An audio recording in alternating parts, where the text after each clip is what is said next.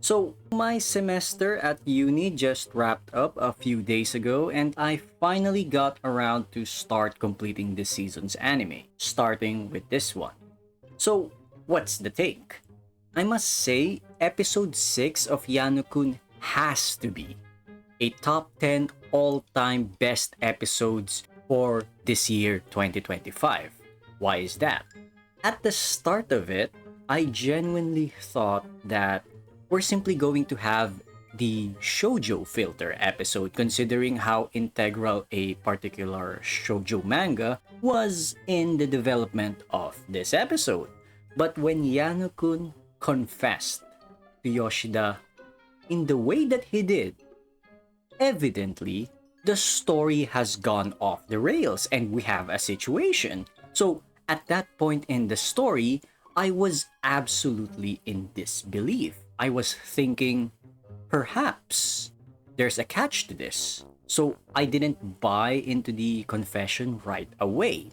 But when the episode progressed and we saw Yano-kun casually announcing to the world that Yoshida is his type, it was the first time in my years of anime watching where I was internally begging that the author must subvert this development.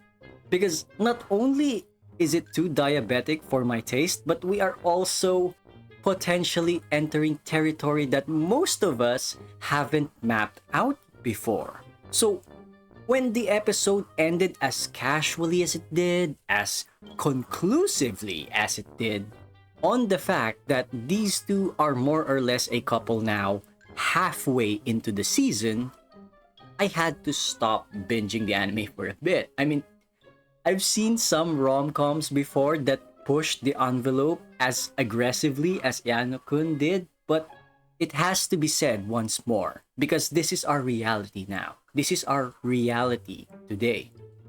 Reiwa era romance animes are just built differently. It's absolutely extraordinary to see, and I must say, being a romance fan in this day and age, we're eating good, lads and ladies. So, having said that, some other talking points. Obviously, episode 7 onwards is just a very long victory lap for Yano-kun and Yoshida, and I don't hear anyone complaining about that because, simply put, this is what we've always wanted anyway. As for Hashiba, if I have one gripe for this anime, I really wish that the story took more time in developing a potential romance between him and Izumi. I mean, sure, there was an attempt in episode 11, but obviously, we need more than that.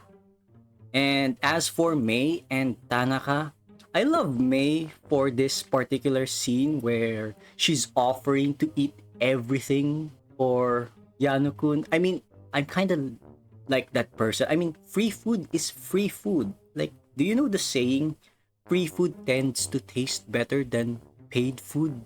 I don't know if you heard that, but now you've heard it from me. And as for Tanaka, I have to say, he's low-key one of my favorites in the show, simply because I can relate to his smooth brain and tendency to just say the obvious part out loud, of which I actually do as well whenever I'm with my family or the boys back in Discord. I mean, why think when you can definitely opt out of such a tiring activity? Get what I'm saying? And as for the late addition of Okamoto, I think the author that this girl isn't a bad girl at all. And if anything, Yoshida and the gang should just straight up adopt her.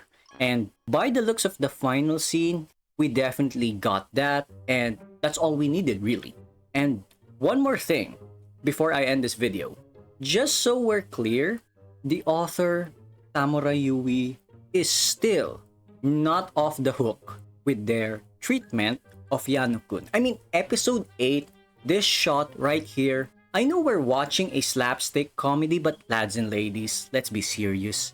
This is just blatant bullying from Tamura Yui. I mean, if you ever played real darts before, not the one with a flat magnetic tip, you really don't want to be on the receiving end of a dart, especially in the forehead.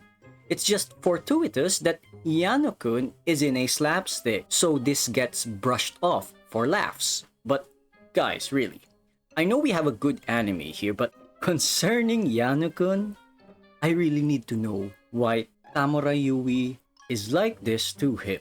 So yeah, that's it from me for Yano-kun's Ordinary Days. Until next time then, everyone.